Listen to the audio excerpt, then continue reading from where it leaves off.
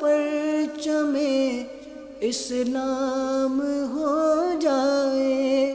الحمدللہ رب العالمین والصلاة والسلام علی خاتم النبیین، اما بعد فاعوذ باللہ من الشیطان الرجیم، بسم اللہ الرحمن الرحیم۔ الصلاة والسلام علیک یا رسول اللہ وعلی آلک واصحابک یا حبیب اللہ۔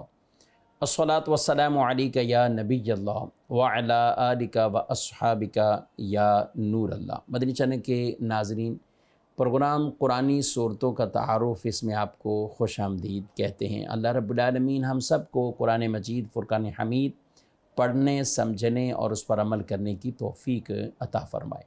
ہمارے پیارے نبی صلی اللہ علیہ وآلہ وسلم کا فرمان عظمت عالی شان ہے، زینوا مجالسکم بالصلاۃ علیہ فإن صلاتکم علیہ نور لکم یوم القیامہ۔ اپنی مجلسیں، محفلیں مجھ پر درود پڑھ کر آراستہ کر لو کہ تمہارا مجھ پر درود پڑھنا قیامت کے دن تمہارے لیے نور ہوگا۔ صلو علی الحبیب صلی اللہ تعالی علی محمد صلی اللہ علیہ وآلہ وسلم۔ ناظرین کرام، اس پروگرام میں بطور خاص ہم کسی ایک صورت مبارکہ کا تعارف، اس کا کچھ پس منظر، شان نزول اور مزید اس کے کچھ مضامین پر کلام کرتے ہوئے یہ پروگرام پیش کیا جاتا ہے۔ اور آج الحمدللہ جس سورہ مبارکہ تک ہم پہنچے ہیں وہ سورۃ الحاقہ، قرآن مجید فرقان حمید کی یہ سورہ مبارکہ 29ویں پارے میں موجود ہے۔ ترتیب نزول کے اعتبار سے اگر یہ دیکھیں تو اس سورۃ مبارکہ کا جو نمبر بیان کیا ہے وہ 78 بیان کیا گیا، 78۔ اور ترتیب تلاوت کے اعتبار سے اس سورہ مبارکہ کا جو نمبر ہے وہ 69 ہے۔ یہ سورہ مبارکہ کی کل آیتیں 52 اور 2 اس میں رکوع ہیں۔ سورۃ الحاقہ یہ مکہ مکرمہ میں نازل ہوئی، یعنی یہ سورت مکی سورت ہے۔ قرآن پاک کی کئی صورتیں مکی اور کئی مدنی، بلکہ بکثرت مکی صورتیں ہیں جن کی تعداد 86 تک بتائی گئی ہے، اور بقیہ 28 صورتیں وہ مدنی صورتیں ہیں۔ یاد رکھیں کہ قرآن پاک کی جو صورتوں کے نام ہیں ان کو ان صورت کے ساتھ ایک خاص مناسبت بھی ہوتی ہے، اس اعتبار سے ان کا نام بھی وہی رکھا گیا۔ سورۃ الحاقہ، یہ حاقہ یہ کہتے ہیں، یہ قیامت کے دن کے جو نام ہیں، قیامت کے جو نام ہیں ان میں سے ایک نام حاقہ بھی ہے، اور اس کا معنی یہ ہے کہ یقینی طور پر واقع ہونے والی، یعنی قیامت وہ واقع ہونے والی ہے۔ قیامت کے کئی نام ہیں قرآن مجید کے اندر، یہ اگر ہم بات کریں تو 1 درجن سے زائد قیامت کے نام ان کو ذکر کیا گیا ہے، تو ان میں سے ایک نام حاقہ یہ ہے، اور اسی مناسبت سے اس سورہ مبارکہ کا نام سورۃ الحاقہ۔ طبرانی شریف کی حدیث پاک ہے، حضرت ابو برزہ رضی اللہ تعالی عنہ فرماتے ہیں کہ نبی کریم صلی اللہ علیہ وسلم نماز فجر میں سورۃ الحاقہ اور اس کی مثل صورتیں پڑھا کرتے تھے۔ حضرت عمر بن خطاب رضی اللہ تعالیٰ عنہ وہ بیان کرتے ہیں کہ اسلام لانے سے قبل ایک دن میں رسول اللہ صلی اللہ علیہ وسلم کی تلاش میں نکلا تو آپ مجھ سے پہلے مسجد کی طرف جا چکے تھے۔ پھر آپ نے نماز شروع کی اور اس نماز میں پیچھے کھڑا ہو گیا تو آپ نے سورۃ الحاقہ پڑھی۔ تو اب یہ سورۃ الحاقہ جب آپ پڑھتے گئے تو میں نے کہا کہ یہ جیسا قریش کہتے ہیں یہ واقعی شاعر ہیں، یہ شاعر ہیں۔ تو آپ نے یہ آیتیں پڑھی، یعنی قرآن کی سورۃ الحاقہ میں ہی باقاعدہ وہ آیتیں بھی موجود ہیں، تو آپ ان آیتوں کی آپ نے تلاوت کی۔ اِنَّهُ لَقَوْلُ رَسُولٍ کریم وَمَا هُوَ بِقَوْلِ شَاعِرٍ قَلِيلًا مَا تُؤْمِنُونَ۔ بے شک یہ قرآن ضرور رسول کریم کا قول ہے، اور یہ کسی شاعر کا قول نہیں، تم لوگ بہت کم ایمان لاتے ہو۔ تو کہنے جب یہ ہوا تو میرے دل میں پھر یہ گمان ہوا کہ یہ ضرور کاہن ہے، کاہن جادوگر اس طرح۔ تب آپ نے یہ آیات پڑھی، کون سی آیتیں؟ وَلَا بِقَوْلِ كَاهِنٍ قَلِيلًا مَا تَذَكَّرُونَ، اور نہ ہی یہ کسی کاہن کا قول ہے، بہت تھوڑے وہ جو نصیحت پکڑتے ہیں۔ تنزیل من رب العالمین، یہ تو رب العالمین کی طرف سے نازل کیا گیا ہے، سبحان اللہ۔ تو آپ فرماتے ہیں پھر آپ نے یہ سورہ حاقہ آخر تک پڑھی، یہاں تک کہ اسلام کی صداقت میرے دل میں بیٹھ گئی، اسلام کی صداقت میرے، سبحان اللہ. یعنی حضرت عمر رضی اللہ تعالیٰ عنہ گرچہ آپ کے ایمان لانے کے حوالے سے وہ جو آیتیں آپ نے اپنی بہن سے پڑھیں اور سنیں، سورہ طٰہٰ کی وہ آیات مبارکہ تھی، جب وہ تلاوت کر رہی تھی وہ آپ کے ایمان لانے کا سبب اور ذریعہ بنے. تو یہاں پہ جو سورہ حاقہ جو پہلے بھی یہ نبی کریم علیہ السلام سے گویا کہ نماز میں سن چکے تھے، تو جو ذہن میں گمان آ رہے ہیں ان کے جواب نماز کی صورت میں اور تلاوت کی صورت میں ان کو پہلے سے ہی مل چکے تھے. تو اسلام کی حقانیت اور ان پر ایک واضح ہو گئی. یاد رکھیں قرآن پاک کی سورہ مبارکہ کے جو مضامین ہیں، اس کے نام سے ہی ظاہر ہے کہ یہ قیامت کے دن کے بارے میں، قیامت کے وقوع ہونے کے حوالے سے، اور قیامت حق ہے، قیامت نے قائم ہونا ہے، قیامت کے دن ان اعمال کا اور جزا سزا یہ سب سلسلہ ہوگا. اس حقانیت کو بیان کرنے کے لیے اور اس عقیدے کو بیان کرنے کے لیے سورہ حاقہ کے اندر بھی اللہ پاک نے وہ بیان فرمایا، اور پھر جہنم دوزخ کی ہولناکیوں کو بھی بیان فرمایا. بڑھتے ہیں ناظرین کرام اس سورہ مبارکہ کے کچھ مضامین کی طرف. اللہ پاک اس سورہ مبارکہ کے شروع میں ہی ارشاد فرماتا ہے، بسم اللہ الرحمن الرحیم، الحاقۃ ما الحاقۃ وما ادراک ما الحاقۃ. یقینی طور پر واقع ہونے والی، یقینی طور پر واقع ہونے والی کیا ہے، اور تمہیں کیا معلوم کہ وہ یقینی طور پر واقع ہونے والی کیا ہے. یہ جو یہاں پر سوالیہ انداز سے وہ کیا ہے، یہ کیا ہے، اور یہ کئی مقامات پہ اللہ پاک نے جو اس طریقے سے ارشاد فرمایا ہے، القاریعۃ ما القاریعہ وما ادراک ما القاریعہ. یعنی جہاں قیامت کا، جہنم کا، ان چیزوں کا تذکرہ، تو یہاں پہ جو یہ سوال کہ تمہیں کیا معلوم کہ وہ کیا ہے، تم کیا جانو کہ وہ کیا ہے، تو یہ اس چیز کے بہت بڑے ہونے اور اس کے عظمت کے پیش نظر یہ فرمایا جاتا ہے. اور جیسے ہم بھی عام اردو میں بات کریں، اپنی زبان میں بات کریں، تو کسی چیز کی کوئی بڑھائی بیان کرنا ہو اور سامنے والے سننے والے کو اور متوجہ کرنا ہو تو ان کو پہلے نام بتاتے ہیں، اور پھر کیا تم جانتے ہو کہ وہ ہے کیا، وہ چیز کیا ہے، وہ شے کیا ہے، وہ مقام کون سا ہے. تو اس سے سامنے والے کی توجہ اور اس کی جو کچھ بیان کیا جا رہا ہے اس کے دل میں مزید عظمت بیٹھتی ہے. تو یہاں قیامت کے بارے میں جو ارشاد فرمایا گیا تو یہ بھی اس کے دل میں، سامعین کے دل میں عظمت بٹھانے کے لیے کہ قیامت کا دن یہ بہت بڑا دن ہے، یہ عظیم دن ہے جس دن یہ سب کچھ فیصلے ہونے گئے. یاد رکھیں ناظرین کرام، کافر بھی زندگی گزار رہا ہے، مسلمان بھی گزار رہا ہے، غیر مسلم کافر بھی مر رہا ہے، مسلمان بھی مرتا ہے. لیکن کافر کا مرنا وہ کہتے ہیں کہ ایکسپائر ہو گیا، ختم، بس ٹھیک ہے، آزاد ہے، ختم ہو گئے اور یہ ختم.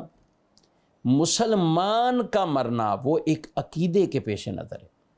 موت برحق اور اپنے وقت پر آئے گی، جو وقت ٹائم پیریڈ طے اسی پر آئے گی.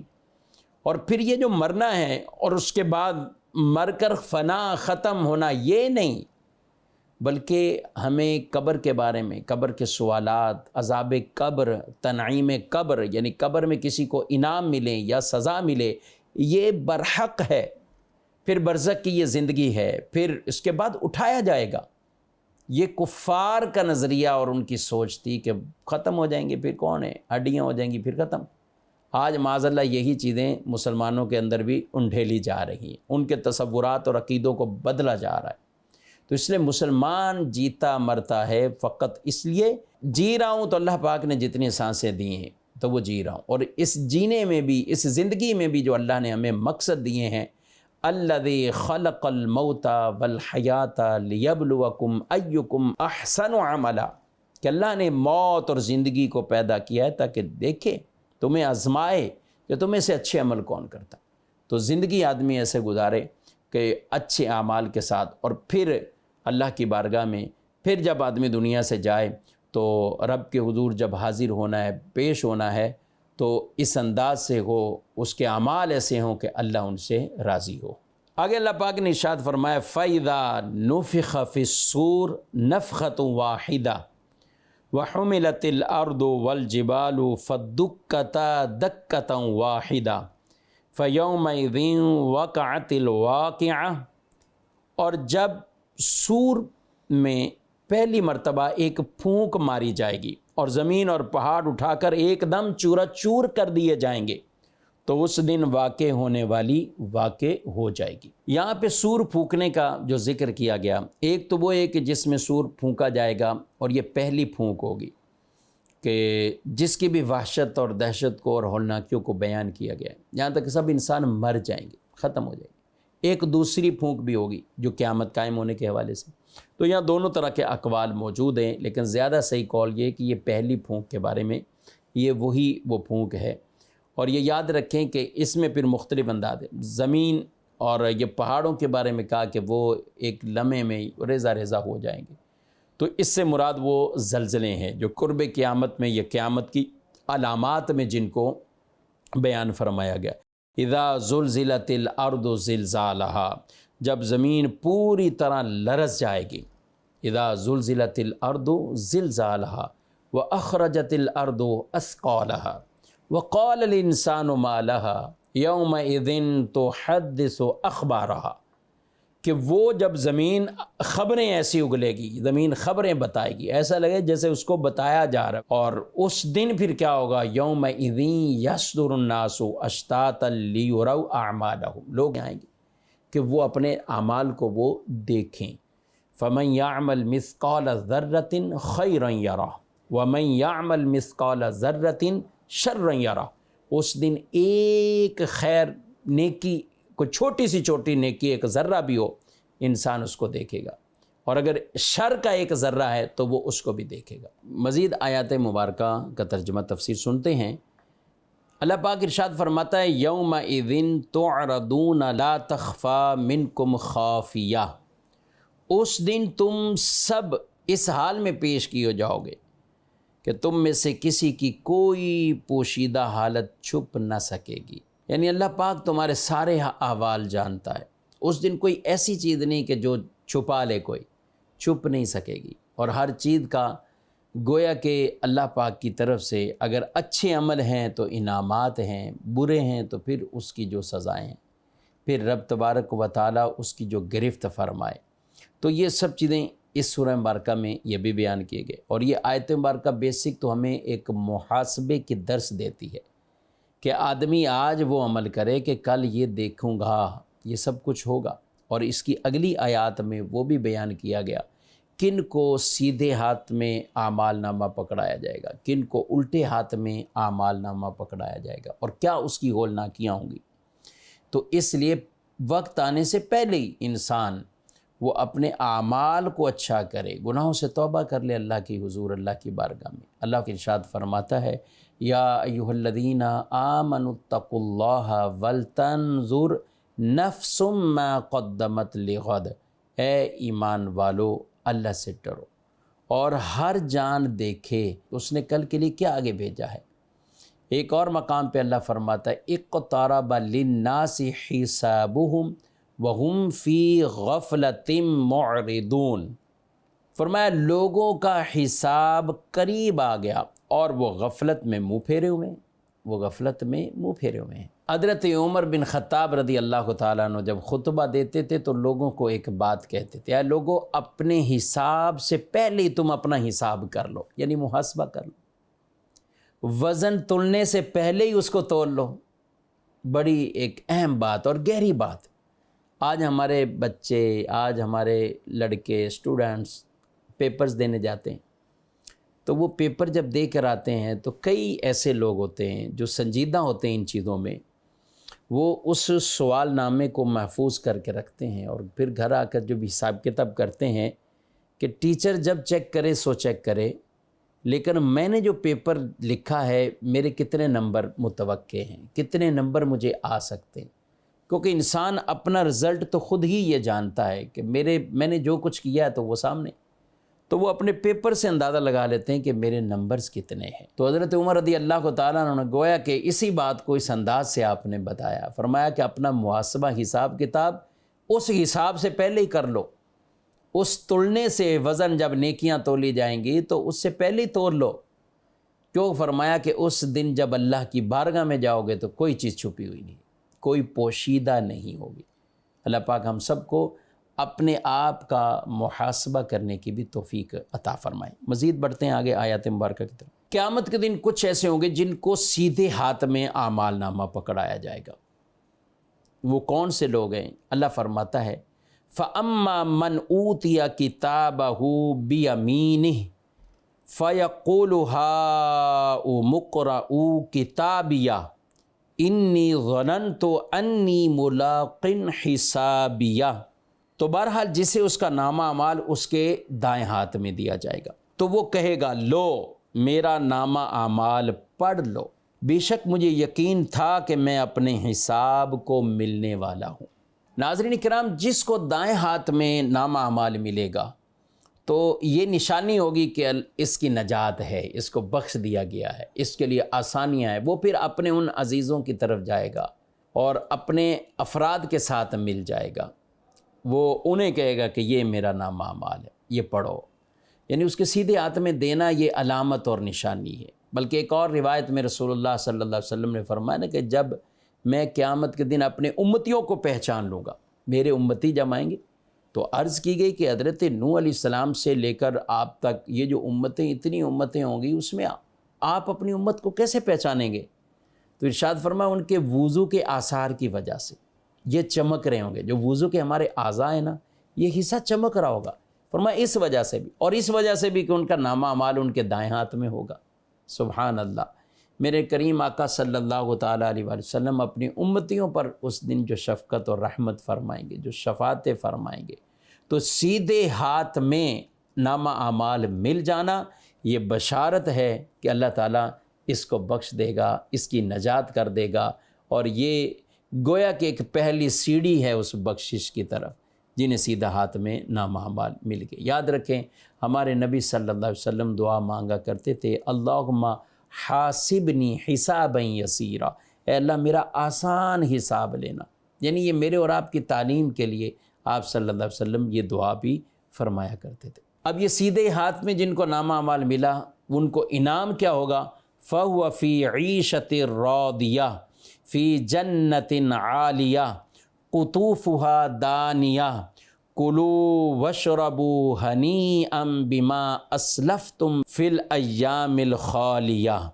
تو وہ پسندیدہ زندگی میں ہوگا، بلند باغ میں، اس کے پھل قریب ہوں گے۔ کہا جائے گا کہ اب خوشگواری کے ساتھ کھاؤ پیو، کیوں کہ جو تم نے گزرے ہوئے ایام میں جو کچھ تم نے کیا، سبحان اللہ، یعنی اس میں عمل کیے، اب اللہ کی رحمت سے جب جنت میں پہنچیں گے تو ان کو یہ اللہ پاک انعامات عطا فرمائے گا۔ ناظرین کرام، یہ جو زندگی کی سانسیں گزر رہی ہیں اس کو ہمیں اس طریقے سے گزارنا ہے، نہ تو کاروبار کرنے کی کوئی ممانعت، نہ کمانے کی کوئی ممانعت، بلکہ ہمیں حکم دیا گیا ہے کہ ہم کسی پر بوجھ نہ بنیں اور خود آدمی محنت سے کمائے۔ تو اگر بعض اوقات جب اس طرح کے اعمال کی بات کی جاتی، لوگ سمجھتے ہیں شاید دنیا داری سے بالکل کٹ کے ایک الگ تھلگ کچھ وہ معاملات کرنے۔ نہیں میرے بھائی، جب ہم سارے کماتے بھی ٹائم پر ہیں، جاب بھی کرتے ہیں، یہ سب کچھ کرتے ہیں، تو جو اللہ کے مقرر کردہ فرائض ہیں، واجبات ہیں، ان کو بھی ہمیں ان کے وقت کے مطابق ان کو بھی بجا لانا ہے، ان پر بھی عمل کرنا ہے۔ تو یہی وہ اعمال ہیں جو آگے جا کر انشاءاللہ ہمیں جنت میں لے جانے کا ذریعہ بن جائیں گے۔ ہمارے اسلاف بزرگوں میں بعض اوقات ایسے واقعات ظاہر ہوتے تھے کہ حضرت عبداللہ بن عمر رضی اللہ تعالیٰ عنہ، آپ کچھ لوگوں کے ساتھ ہیں اور ایک مدینے کے باہر ایک وادی کی طرف وہاں بیٹھے، کھانے کا ٹائم ہوا تو لوگوں نے بھی اپنے پاس جو کچھ کھانا تھا وہ رکھا، سب بیٹھ کے کھانے کے لیے آپ بھی بیٹھے۔ تو ایک چرواہا، ایک بکریاں چرانے والا وہاں سے گزرا، تو آپ نے ان سے کہا کہ اے بکریاں چرانے والے چرواہے، اس چرواہے سے کہا کہ ہمارے ساتھ بیٹھو کھانا کھاؤ۔ تو اس نے جواب دیا کہ میرا روزہ ہے۔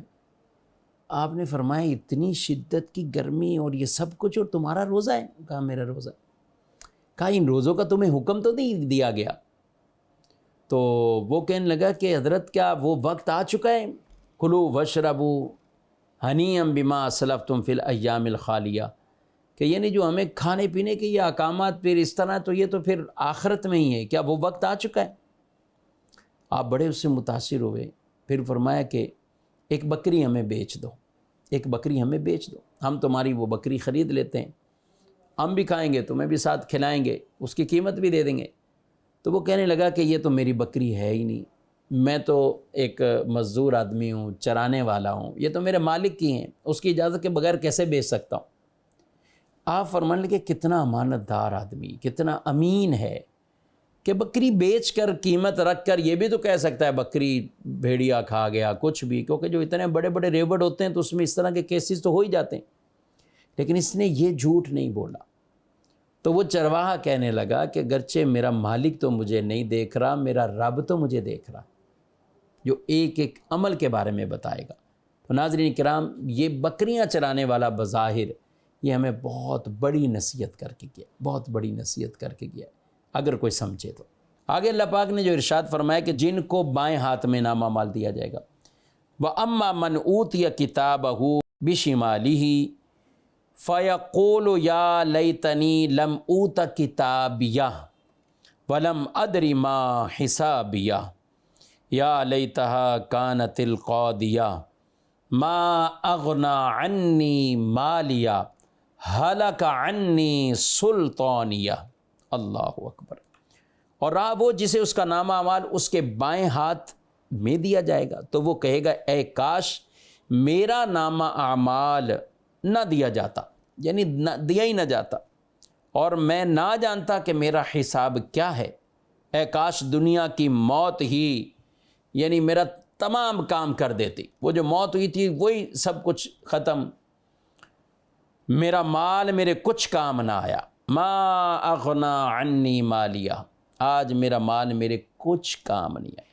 ہلاک عنی سلطانیہ، میرا سب زور جاتا رہا، میرا سب زور جاتا رہا۔ یہاں پر یعنی جس کو الٹے ہاتھ میں دیا جائے گا تو یہ تو نشانی ہے کہ اب اس کا حساب وہ سخت ہوگا، تو پھر آدمی یہ تمنا کرے گا، پھر کہے گا کہ وہ جو مال تھا جس کے پیچھے میں دنیا میں لگا رہا، اس نے مجھے آج کچھ نہ بچایا۔ مال وہ بچائے گا جو اللہ کی راہ میں دیا ہوا ہوگا، مال وہ بچائے گا جس کو رب کے حکم کے مطابق کمایا گیا ہو اور ویسے ہی خرچ کیا گیا ہو۔ مال کے بارے میں تو یہ دو ہی سوال اور دو طرح کے انوکھے ہوں گے، کہاں سے کمایا تو کہاں خرچ کیا۔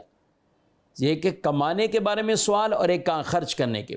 لوگ کما بعض اوقات ٹھیک لیتے ہیں، خرچ ٹھیک نہیں کرتے اور کہتے ہیں کہ ہم نے کمایا، کوئی حرام کا تھوڑی ہمارے پاس حلال ہے، ٹھیک ہے آپ کے پاس 100% حلال ہے، مگر دو سوال ہیں مال کے بارے میں، کمایا کہاں سے اور خرچ کہاں کیا۔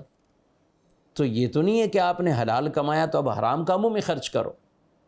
تو جس کا مال اللہ کی راہ میں جائے گا اس سے قرض حسنہ بھی کہا گیا، جس کا مال اللہ کی راہ میں جائے گا تو وہ قیامت کے دن وہ مال بچائے گا بھی اسے۔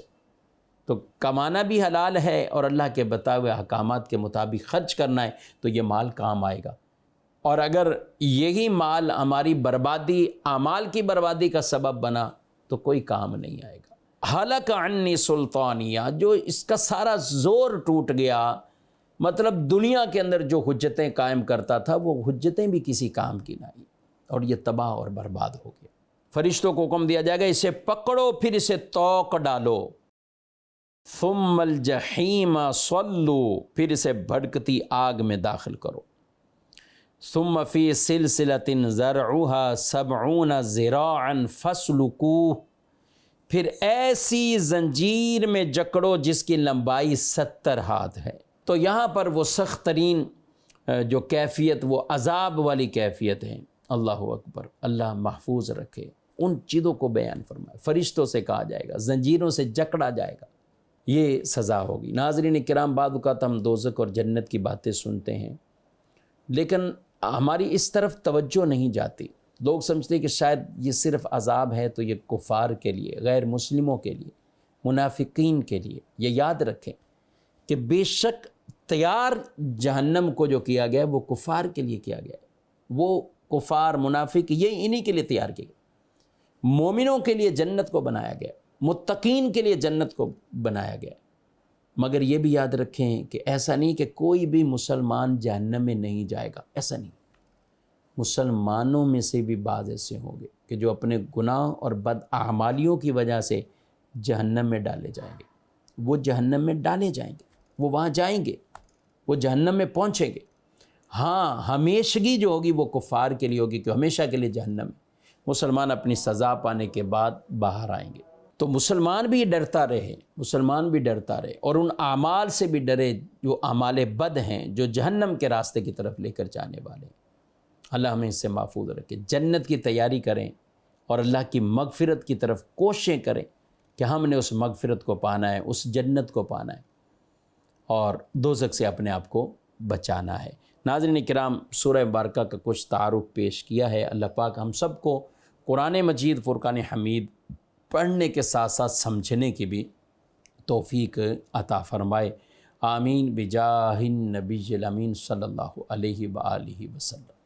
یہی ہے آرزو تعلیم قرآن عام ہو جائے، ہر ایک پرچم سے اونچا پرچم اسلام ہو جائے۔